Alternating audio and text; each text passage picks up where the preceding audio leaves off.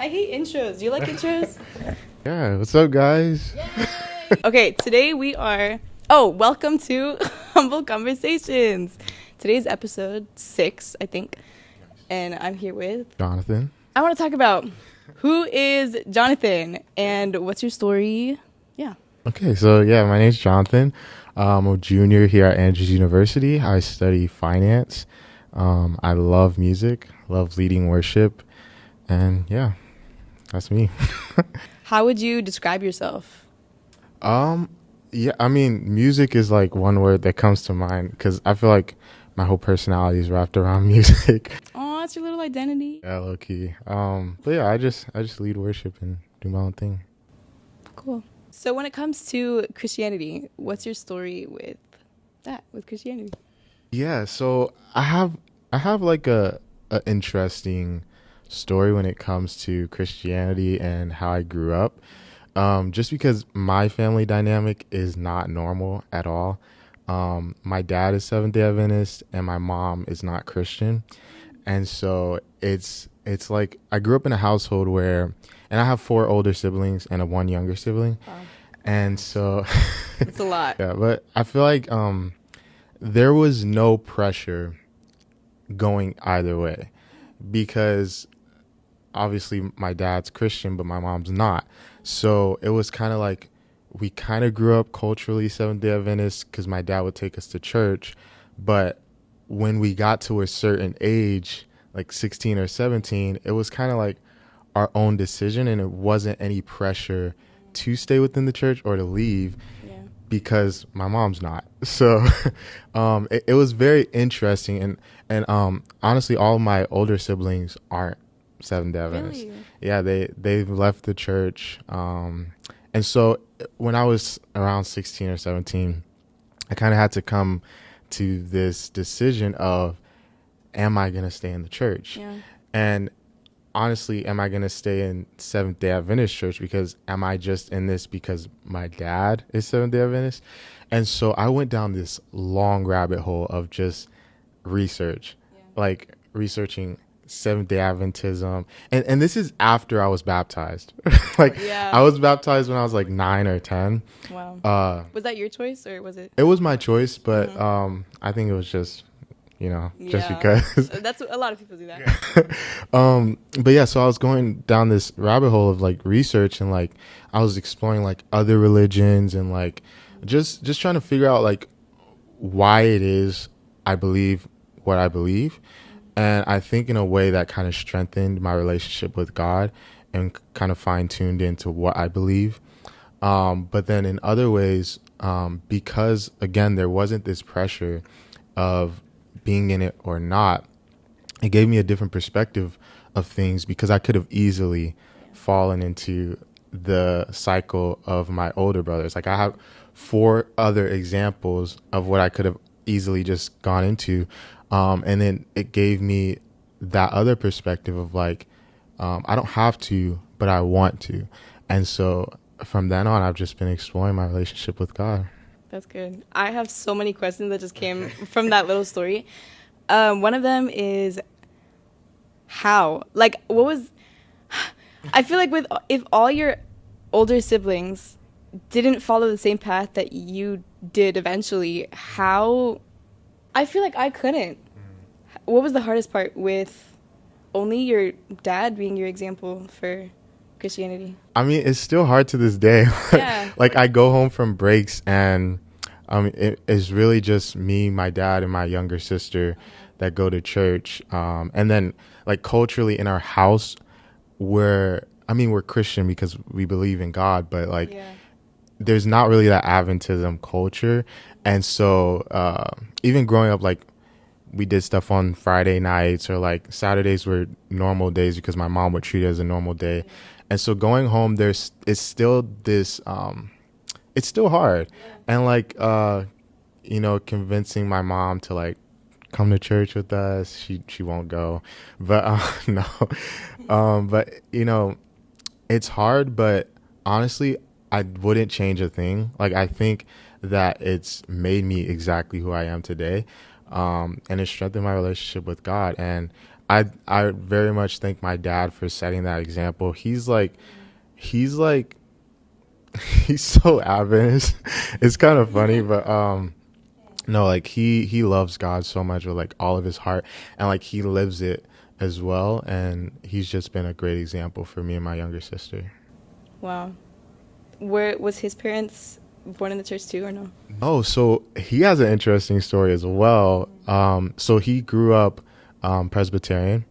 So he's from Ghana. He lived in Ghana. He came to America when he was like 21, so around my age. And he left the church as well when he was a teenager, because I mean they grew up Presbyterian, but they weren't like, it wasn't like that serious. And he was telling me he had a friend who was Seventh-day Adventist, and my dad was working like nonstop, and he was like he wanted to do something that Friday night, and then his friend was like, oh, I can't go. It's Friday. It's the Sabbath for me. My dad was like, what? Like, Yeah. like, let's go. Like, so, and then he learned more about like what Seventh-day Adventism was, and he fell in love with it. And it started even conflicting with like his job, because he would work Saturday mornings, and, but he fell in love with it and he dived more into it. So what was the question? I forgot the question. Bro, if he was raised in the church too. Oh yeah, so Yeah. he wasn't, and then he became Adventist around my age. Wild. First of all, I want to. Immigrant parents are so cool, because I don't know about you, but I could not imagine myself picking up everything and moving to another country. I know, it's actually crazy. I know. Especially my age, like it's just crazy because my dad, like, I know everyone says this, but like he literally came here with nothing. Nothing. He like started like working at Papa John's, and like so like it's just crazy. Like, yeah, I couldn't imagine. Mine did that too. Mine were married by 19. They had a kid, and then they moved to. They're European, so they didn't even know English. You know what I'm saying? How do you just move to a country where you don't even know the language? Yeah. Anyway, that's not the point. Something that I wanted to ask was, what do you think was the hardest thing with having one parent in the church and one not? I mean, it's hard, like, because and it's like one of our like missions as Christians is to be disciples. Mm-hmm. And like it's hard to be a disciple when you can't even convince your mom. Yeah. And so it's like it's hard. I mean, and it's like my mom she believes what she wants to believe.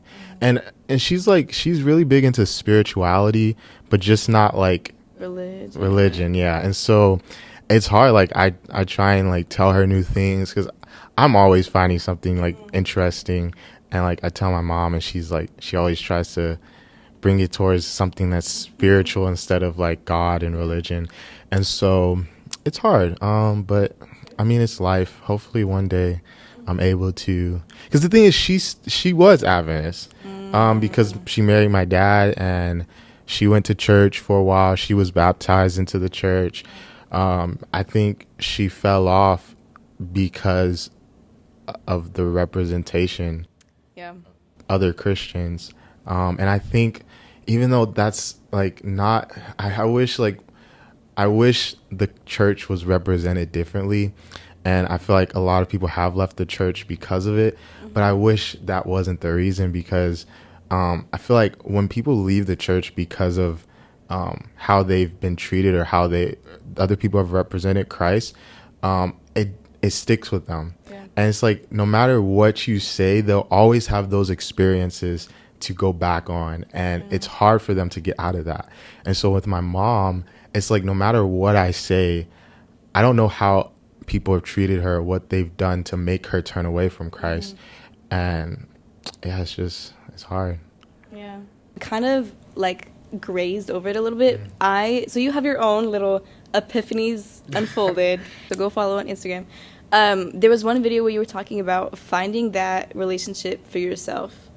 How did you do that? Yeah. So I think I did grace over it a little bit. I was kind of, in a way, forced to, because I had no other choice. It was like, which way am I going to go?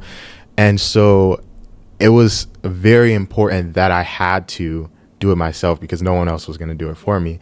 And it's like I could have blindly just followed because my dad did, or I could have blindly followed my brothers because that's the path they chose. But instead of doing both of those options, I fell into this position of doing it myself and building that relationship with God myself. And yeah, the video that you're referencing is like a lot of people, their relationship with God is based on their relationship with others and how they interact with their whole community with God. I think that's important. Like, don't get me wrong, that's very important to have relationships with friends who also are committed to God, and that's where you find God close. But you should also build a relationship with him personally. And it's like just think, like, you and Eli, like, how would you guys be boyfriend and girlfriend if it was just based on other people? Like, you have to build that relationship with just the two of you, because it's not authentic if it isn't. If your relationship is only when you guys go out with friends, or when you guys are in the student center together with friends, I mean, sure, you guys will grow closer, but are you really building an authentic relationship if you're not growing personally?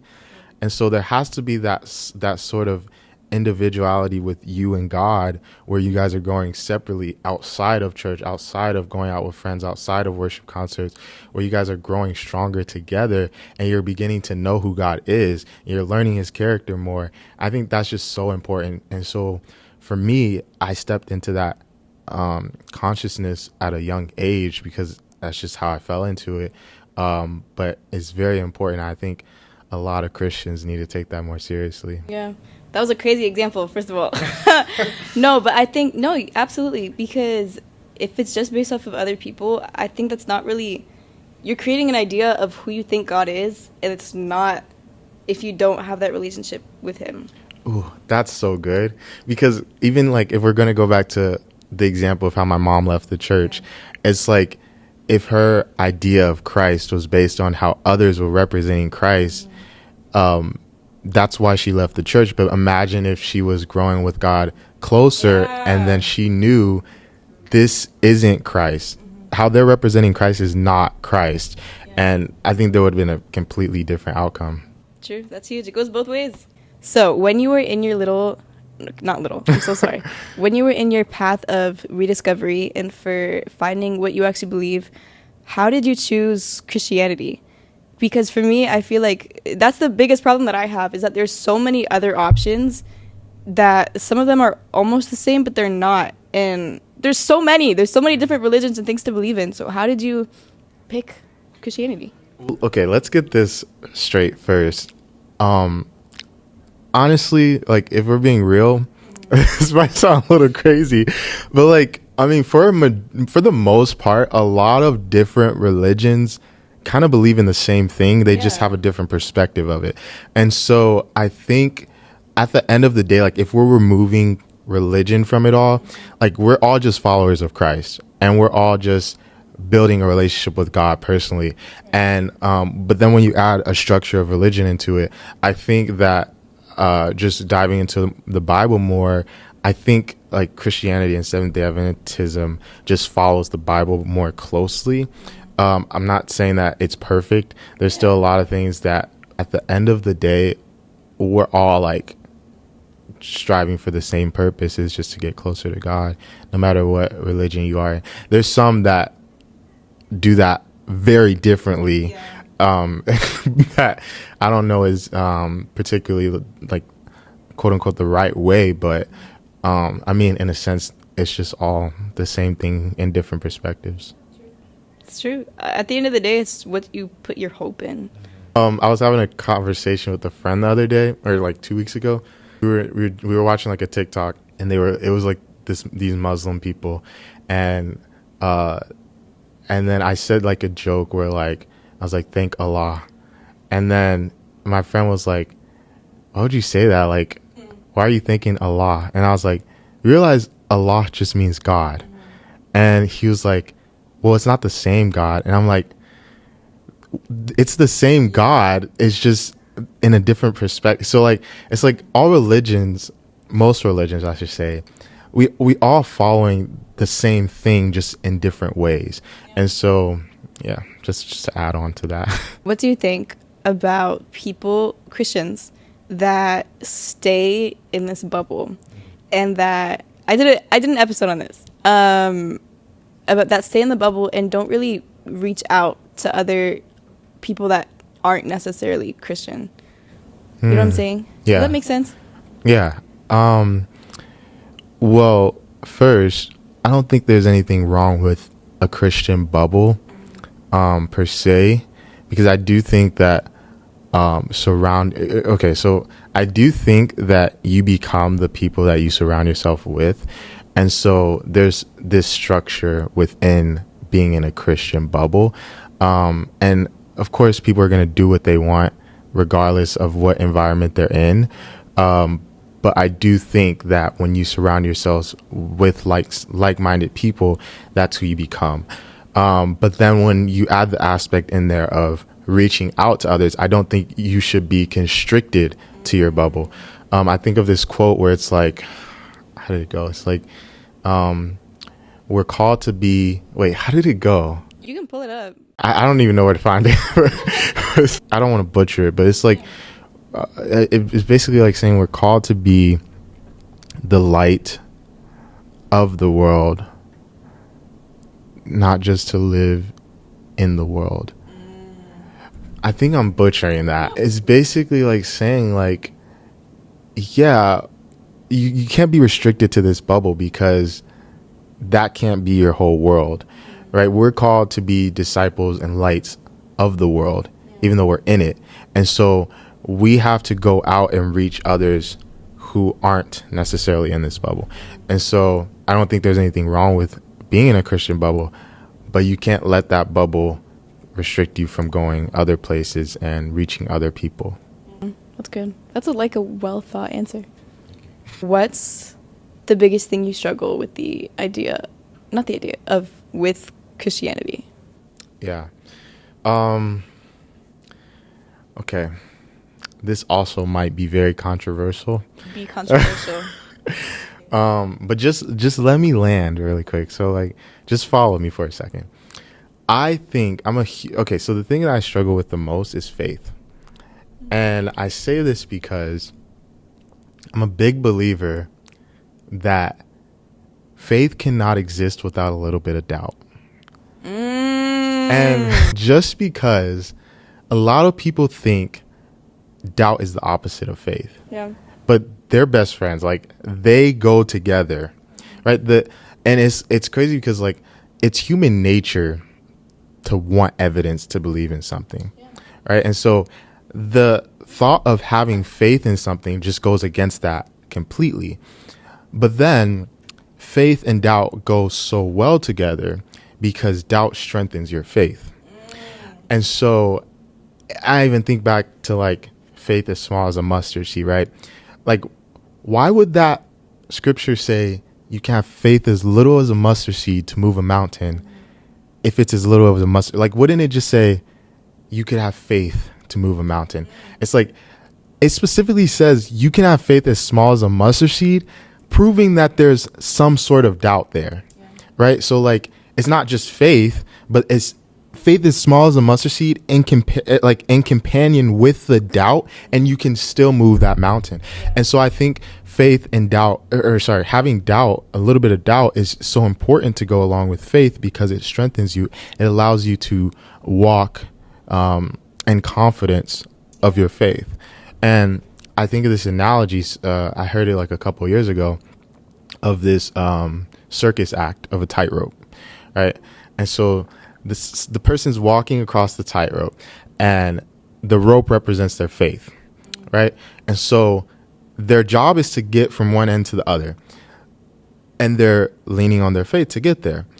Now, if they're aware and cautious that there's a risk that they can fall, which is the doubt, then they're able to walk more cautiously and more confidently in order to get across their faith.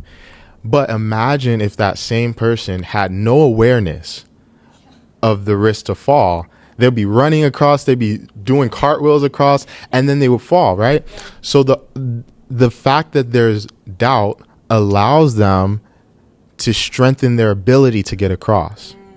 And so it's so important that these two work together because it strengthens your faith.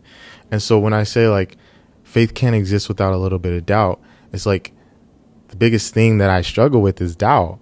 But and like for the longest time I thought like, well, am I really having faith if I'm doubting?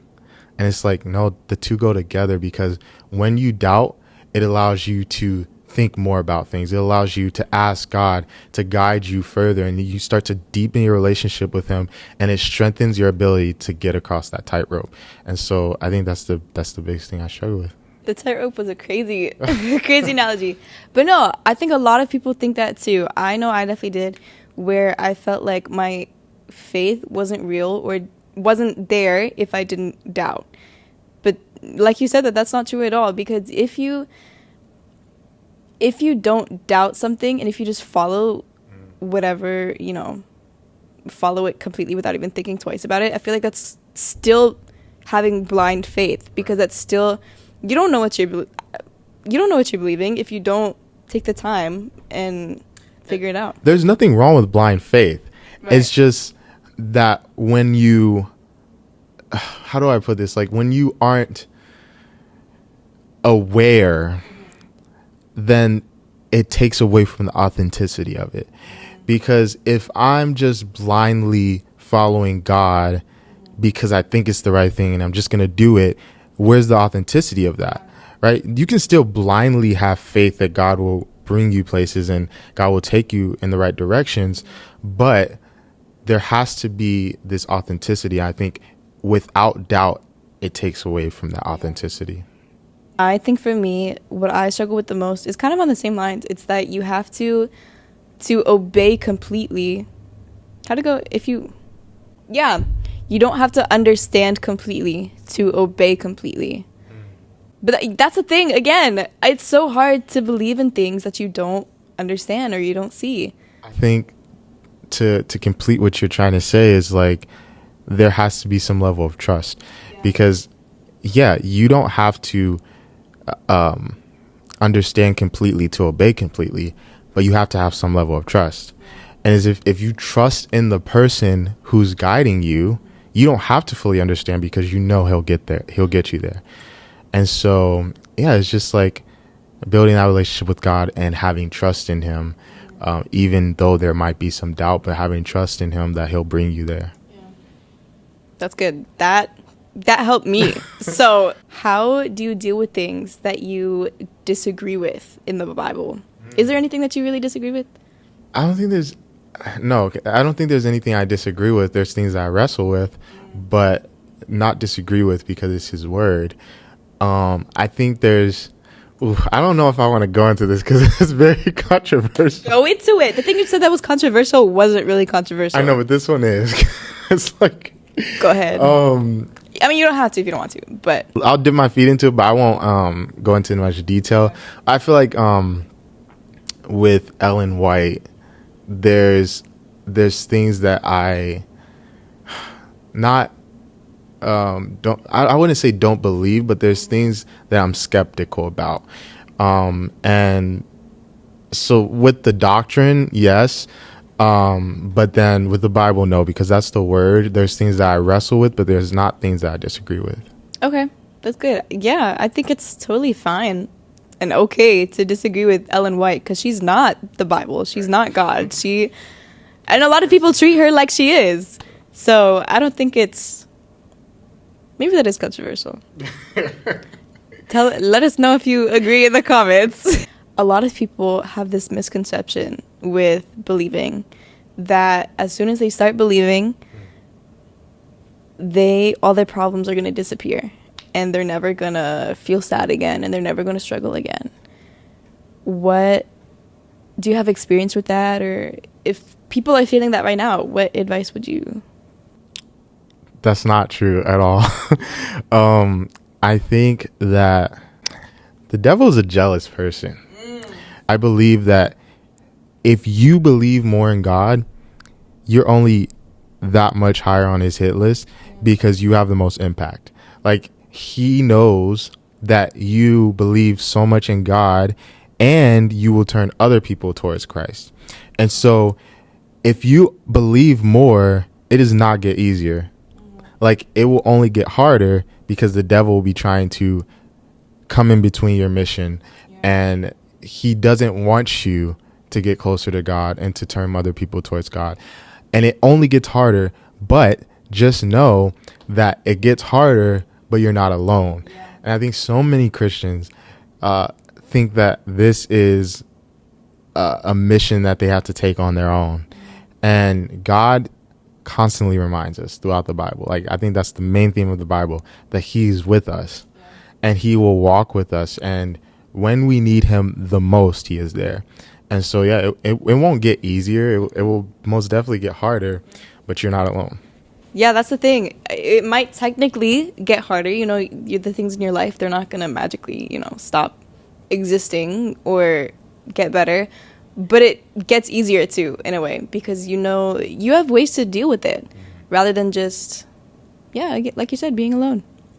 So it gets easier, but it gets harder. When it comes to believing, do you think it's different in this generation than it has been in like 20, 30-ish years ago? An example that I'll give with that is, do you think peer pressure is worse, or, social media or judgment? Is it harder to believe in this society compared to another society or generation? That's a hard question, because obviously I only have my perspective of it. But what I do know is I don't know. I wouldn't say harder, but I say it's definitely, there's different battles, right? But like, if we look statistically, like, and we were both given this because I saw you at the pitch competition, but that guy, the guy who was doing I forget what his thing was called, but he was basically saying, like, statistically, a lot of the youth are leaving the church. And it's not about the belief system, but it's about how it's displayed, or the content, or what's there, the substance. And so I think, in a way, a lot of our churches, not all of them, there's some of them that are work diligently on their youth, but I think a lot of churches miss the point that we are the next generation, and they miss the point of allowing the youth to thrive. And I think so often they push away the youth. I think it's different, but when it comes to believing, I don't know, because I only have my perspective of it. Fair enough. Is there something that you think Christians are doing wrong, and is there things that we can do better? Yeah, I think we touched on it earlier. I think the way we represent the church has been distorted. And I say this because I think in a lot of ways we've missed the point. And there's this song that I love. I love the lyrics of it. It's called Heart of Worship. I'm coming back to the heart of worship where it's all about you. I'm sorry, Lord, for the things I've made it when it's all about you. Like, the only thing is about you. And I think a lot of ways we've made it about ourselves, not only in the worship or the display of it all, but in the arrogance of it all. We've made it about ourselves. We've made it a lot about pride. And I think when we represent the church, a lot of times people are representing themselves, and themselves are broken people, and they're not representing Christ. Christ was a perfect person. He's laid out the example. He was sinless in all, and he took on this sacrifice that saved us all. And he has such an amazing story, this good news that was passed on from generation to generation. But in that passing on, I think a lot of people distorted it when they made it about themselves rather than about him. And so I think, to answer the question, I think that's the hard part. I think because it's human nature almost to be prideful. And even like when doing worship, you can make it about yourself, or when you go up and speak or do a poem, or you're welcoming people in, you can make it about yourself. And it's just that awareness of taking back, or letting the pride take the back seat and letting it be about God. I think that's the only way. It's hard because a lot of people just naturally are prideful, but I think that's the only way. It's just letting God move. Mm-hmm. Wow. Do you struggle with that when you go up and sing? Because I think go up there a lot. I think there was a point where I did, and I didn't even know it. Yeah. I was making I was making it about myself a lot, like even in the way like I would organize the songs in a certain way so that people can hear me sing, or like it was a lot about me. And I think for a long time it was like that. I think that shifted February of 2023, which isn't that far away. No, it's like a little over a year, is when I realized it's not about me. That was a very pivotal part of my relationship with God. I'll go into it. So, February last year was when I released my last song, like on Spotify and iTunes. He releases music, guys. No. I mean, not anymore. Sorry. That was when I released my last song, and I remember the day it came out. I was crying on my floor, and I was crying because I was thinking, am I content with what I'm doing? Like, the music I make isn't bad by any means. Like, it's not like talking about guns or anything. Like, it's literally just like love songs. I had this authentic conversation with God, and it was one of the most authentic conversations I've had in a long time, where I was like, God, you've given me, like, I'm not naive. You've given me this amazing gift, but am I using it in the way I should? Or not even in the way I should, in the way I need to. Yeah. And I felt like every time I released another song, which wasn't often, I took long breaks in between songs, but every time I did it, there was this lack of fulfillment. And I always chased more fulfillment with the next project. And I never really got there. And it made me question why. And so I had this very authentic conversation with God where I said, am I using this gift how you want me to? And in a way, and it's not to say like putting out music is bad. I think God just put me through that so that I can see it in other aspects when it came to my worship. Yeah. And it definitely opened my eyes to see like, whoa, this has gotten somewhere where it's not even about him anymore. And so from that day, I told myself, I'm not releasing any more music. I told God, I made like this little covenant with God where I said, I am going to dedicate this talent towards you. And whatever you see that looking like, I just want you to move. Wow. And so I changed, like I stopped writing music that wasn't about him. I started writing just strictly Christian music, writing for other people. And when it came to my worship, I started to reevaluate the authenticity of it. And so when it came to my worship, I would start to pray over it. I remember the first time I did that, it felt so weird. Looking back on it, I'm like, how did I never pray over my sets? Like, I would just put together a set and just be content with it. And now I'm like, I started praying over my sets weeks before it and letting God use the songs that he needs to be heard to touch those people. I remember one of your last guests, Heather Day. She one day I did a set where she preached at one place, and I didn't know anything about her sermon. I didn't know anything except I knew the verse, and I prayed over the verse weeks before, and I said, God, whatever songs you need me to do, just bring them to me. And the day of, we were going, it was like behind in the back room. We were going over the whole program, and Carmona said, oh, what's your last, and the last song is, and I was like, No Longer Slaves.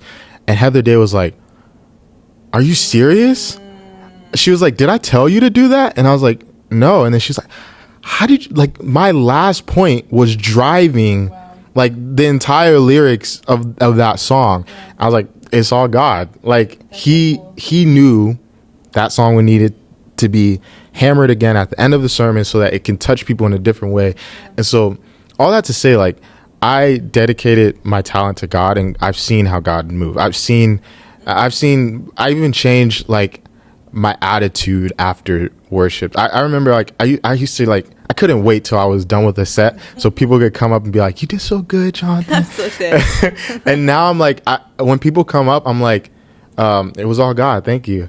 Or like, just even the way that I say things. And then I remember God humbled me quickly, because I remember, like, before this whole covenant thing, everybody, like, I mean, I remember I would sing anywhere on Andrews, and I would at least get like 3 people recording me and posting on their Instagram stories. Ever since I made that promise with God, silence. Like, I would sing and there would be nobody posting me. And I was like, okay, but he's cooking. Like, he's showing me something here. And he gave me a humble heart of pure worship, where it's not about me. Like, it's not about the post. It's not about the people coming up. It's not about the song order. It's about him. And when you have that authenticity, you go up and worship in a different aspect, because it's no longer about the people hearing me sing. We're all collectively worshiping something that's above me. Like, we are all worshiping and skipping over me. I'm just the vessel, but we're skipping over me, and we're all worshiping something that's higher than us. And so I think ever since that moment, I've shifted my mentality of worship. There's 2 things that I wanted to say to that. One of them was, people have the misconception that just because you're doing Christian things and making Christian music, that you're doing it for God. But that's not the case. And even just because you're not doing Christian music doesn't mean that it's not for God. So it's a personal thing. It's not something that you can judge other people for if you don't know what their true intentions are. And here's the thing. Even though, because not everyone will get to the place, it takes a lot it just takes a lot to get there. And it's gonna hurt your pride. But needless to say, God will still use people who aren't there. And it's shown so much in the Bible where God uses broken people to move. And it's like, there's some people who go up on stages who yesterday they were at the club and getting drunk, but God still uses them because he knows through this experience he can touch someone. And so it's like, just because you aren't there, don't think that God won't use you.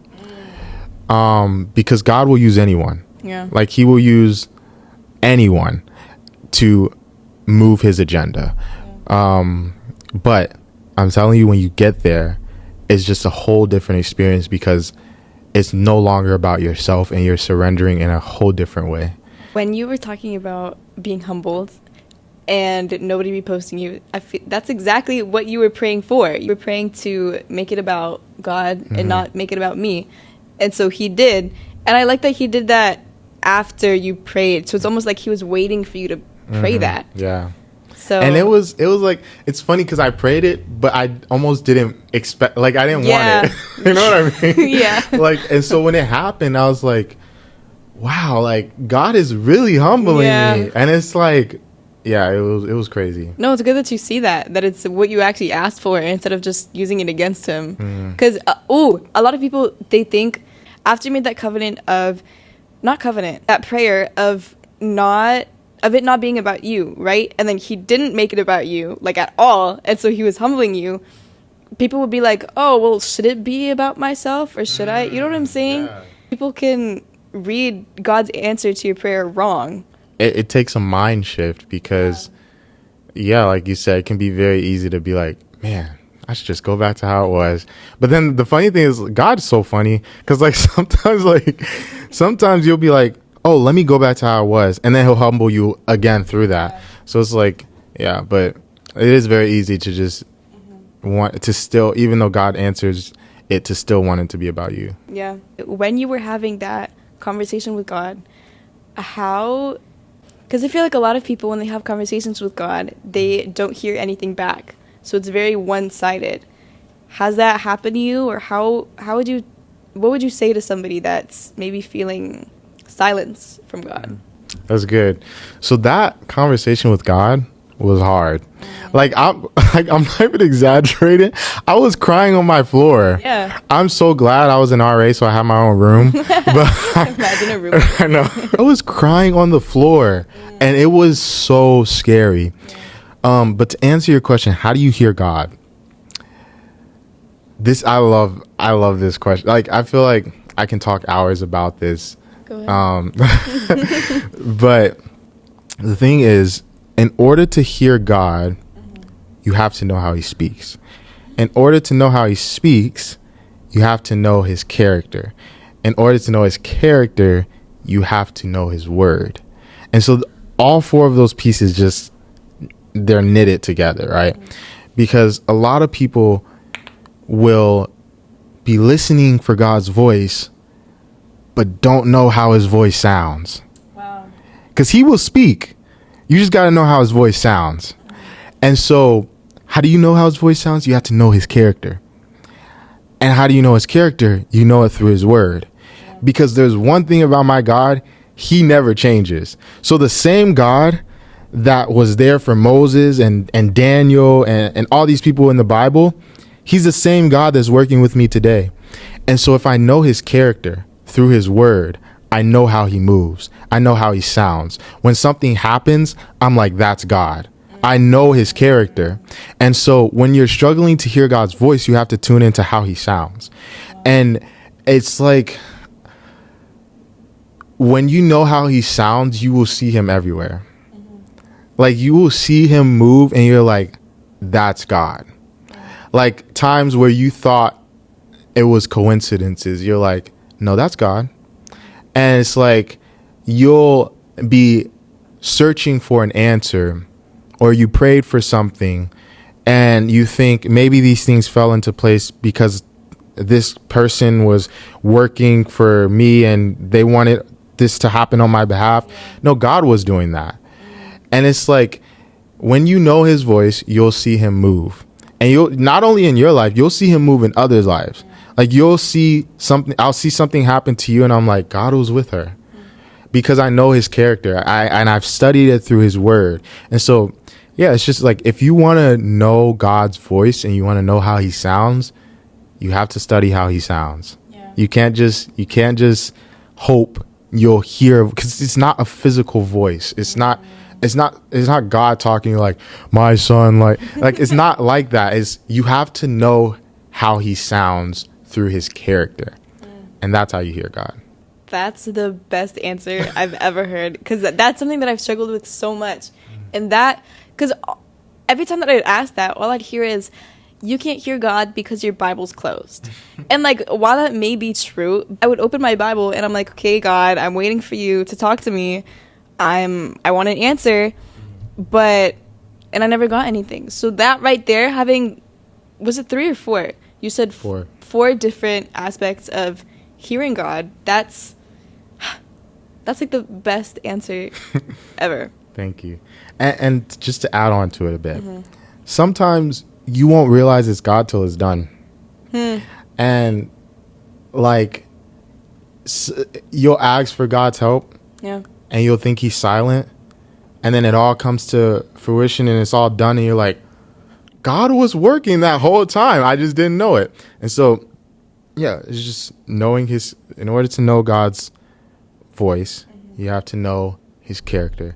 You have to know how he sounds. In order to know how he sounds, you have to know his character. In order to know his character, you have to know his word. And yeah.